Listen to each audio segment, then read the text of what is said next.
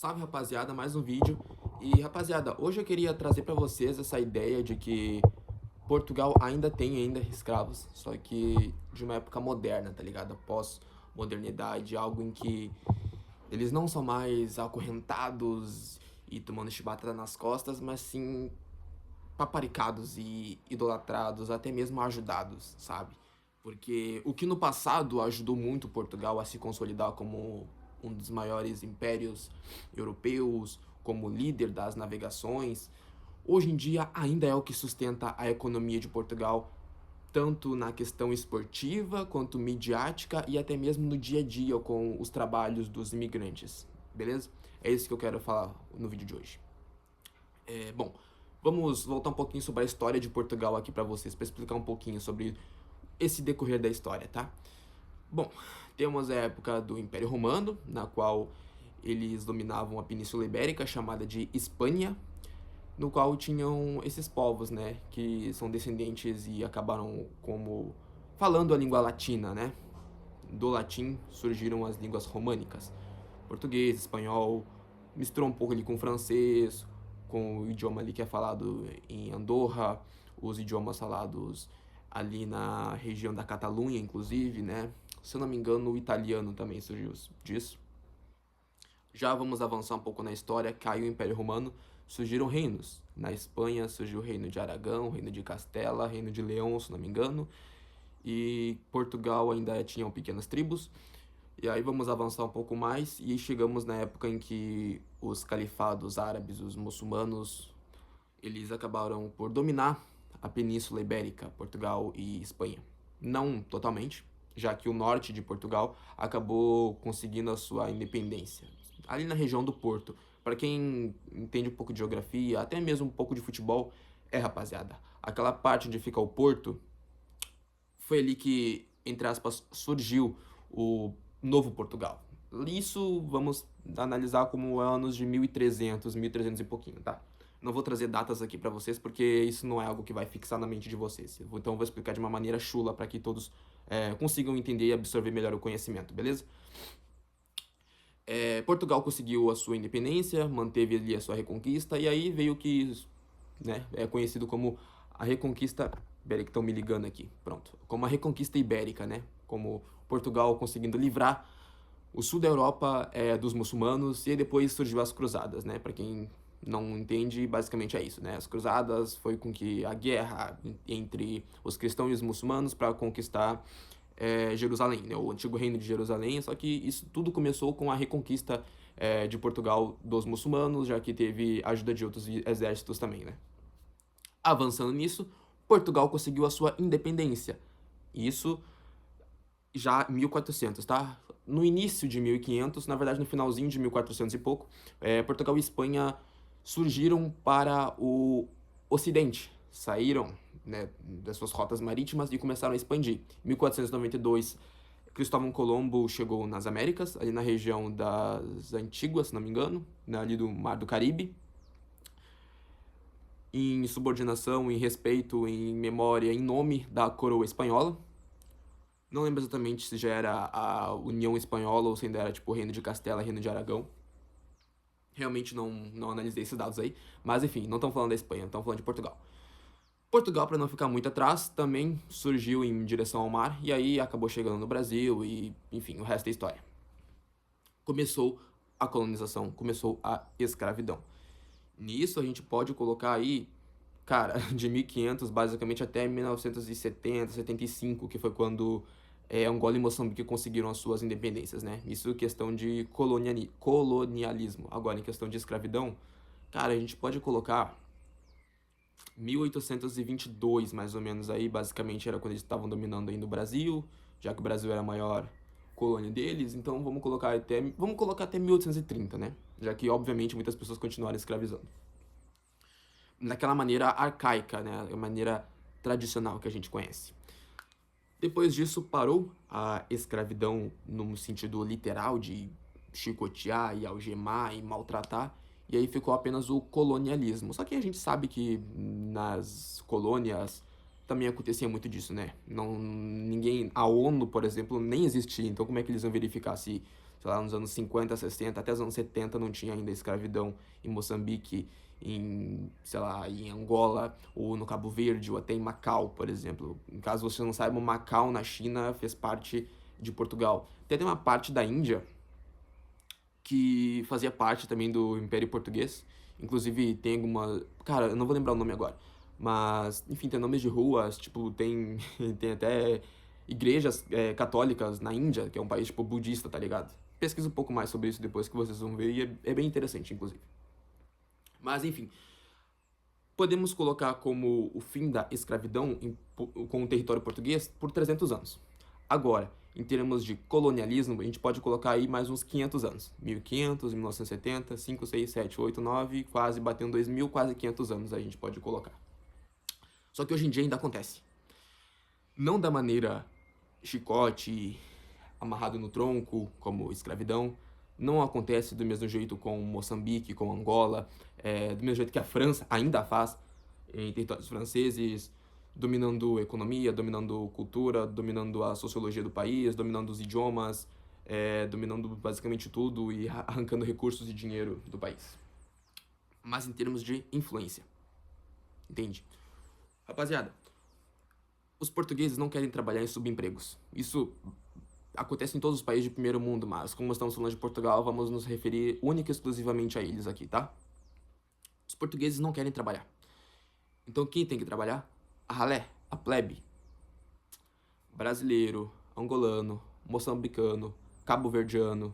A gente, a nossa raça, o nosso tipinho, nós de terceiro mundo, é que temos que ir pro país deles para trabalhar. E olha que Portugal, meu irmão, cara, Portugal é um dos países mais pobres da União Europeia. Se não o mais pobre. Tem ali uma guerrinha com a Grécia, já que a Grécia tá também fodida, mas ainda acho que Portugal ainda tá mais fodido. Os preços são mais baratos e tudo mais. O que até é engraçado, né? É meio contraditório isso, já que Portugal foi um dos maiores reinos marítimos, né? Mas, enfim, incompetência de Portugal. Portugal 100% incompetente, conseguiram... Cara, Portugal tinha a faca e o queijo na mão para ser o que a Inglaterra foi. Mesma coisa que a Espanha foi. É por esse motivo que as colônias de Portugal e Espanha são tão fodidas. Porque os reinos eram burros, tá ligado? Olha, por exemplo, o que a França é. Olha o que a Inglaterra é. O Reino Unido, né, no geral é. Cara, Portugal e Espanha tinham tudo pra fazer isso. Cara, se você parar pra pensar, olha todo o território americano. Do México até o sul da Argentina. Basicamente tudo aquilo ali era Espanha. Tirando Portugal, né? Como é que a Espanha não é o maior reino do mundo, mais rico, mais conhecido, mais influente? É bizarro. Portugal, mesma coisa. Olha o tamanho do Brasil, um país continental, quase toda a América do Sul é o Brasil. Desculpa, quase toda... Tá certo, quase toda a América do Sul é o Brasil. Cara, só o território brasileiro ocupa, sei lá, metade dos países da Europa. Pelo menos da Europa Central ali, né, continental. Tirando a Rússia, Cazaquistão, esses países assim. Bizarro, né, rapaziada? Mas, enfim. As colônias fudidas são o exemplo dos países colonizadores fodidos, né? Talvez a gente teria dado sorte se fôssemos colonizados pela Inglaterra, talvez, mas isso é questão para outro vídeo. Voltando aqui um pouco mais no assunto. Hoje em dia, Portugal ainda tem muita imigração da gente que é descendente das colônias deles, né? Dos antigos antepassados escravizados. Por mais que tenha muito indiano e muito paquistanês, mas indiano e paquistanês é um caso à parte. Eles estão em todo o país do mundo, todo país rico de primeiro mundo, minimamente de primeiro mundo, os indianos e paquistaneses estão lá, né? Os caras são mais de 1 bilhão de pessoas, acho que 1,5 bilhão de pessoas. É meio impossível tu não encontrar alguma pessoa. Já viu aquela teoria dos 5 apertos de mão? Ah, você tá 5 apertos de mão de alguma personalidade da mídia? Cara, certeza que você que tá assistindo esse vídeo deve estar um aperto de mão de algum indiano. Eu apertei fisicamente a mão, então eu fiz isso lá na Inglaterra, tá ligado? Mas enfim, voltando aqui ao assunto, que eu já tô me desfazendo dos assuntos, eu tô indo pra lá e pra cá. Rapaziada, hoje em dia, Portugal ainda exerce influência, principalmente em questão de mídia. Se vocês pararem pra pensar, o que é o futebol português, se não os descendentes, os filhos dos imigrantes?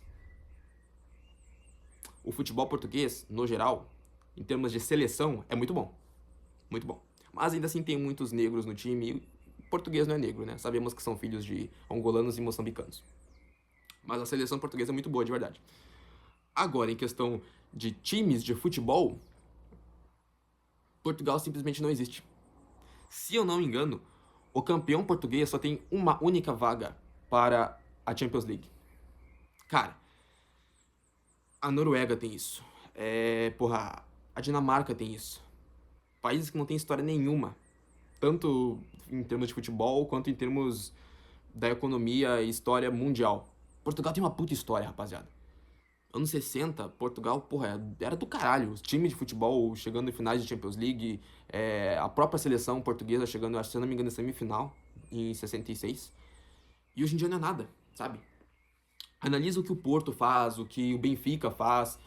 Eles contratam jogadores jovens, principalmente do Brasil ou de algumas outras colônias, e eles nem sequer acabam dando chance de verdade para esses jogadores. Eles contratam um jogador, eles formam ali a estrutura do jogador e depois revendem por milhões e milhões e milhões de euros. E isso até é meio estranho, porque a gente pensa, caralho, é tanto dinheiro que entra, vou usar o Benfica aqui, tanto dinheiro que entra no Benfica, era pro Benfica tá, sei lá, no mínimo, chegando em quartas de final de Champions League, ano sim, ano também. Mas não é o que acontece. E eu pergunto, o que será que tá acontecendo com o dinheiro desses times? Porque eles ganham muita grana. Então vai para melhorar a infraestrutura do estádio? Talvez. Vai para melhorar o físico dos jogadores, para poder manter esse tipo de colonialismo, já que, cara, querendo ou não, no passado eles compravam gente negra da África e revendia para Inglaterra ou botava para trabalhar em campos de cafezal e algodão. Hoje em dia o que eles fazem? Eles vão nas colônias, vão no Brasil, vão em Moçambique, vão em Angola, contratam um jogador, melhora o jogador e aí revende para outro país. É a mesma coisa, rapaziada. É a mesma coisa que eles faziam há 300, 400 anos atrás. A diferença é que hoje em dia eles não estão mais contratando o jogador brasileiro, o jogador africano, pra trabalhar em campo. Ele tá contratando o cara pra jogar futebol e revender e ganhar muito dinheiro. Consegue pensar, rapaziada? Eu tô muito louco ou vocês estão concordando comigo que isso realmente acontece? Eu não tô dizendo que eles fazem na intenção, mas no inconsciente deles, isso tá enraizado, sabe? É fato. Obviamente tem jogadores de outros países, como o Gyökeres, que ele é, acho que sueco ou dinamarquês, puta, não vou lembrar agora a nacionalidade dele, mas é uma coisa que Portugal faz, não só nas antigas colônias, mas também em outros países, sabe? Em outros países que não tem nenhuma importância, nenhuma relevância, eles contratam um jogador jovem, melhoram o cara e revendem pra fora.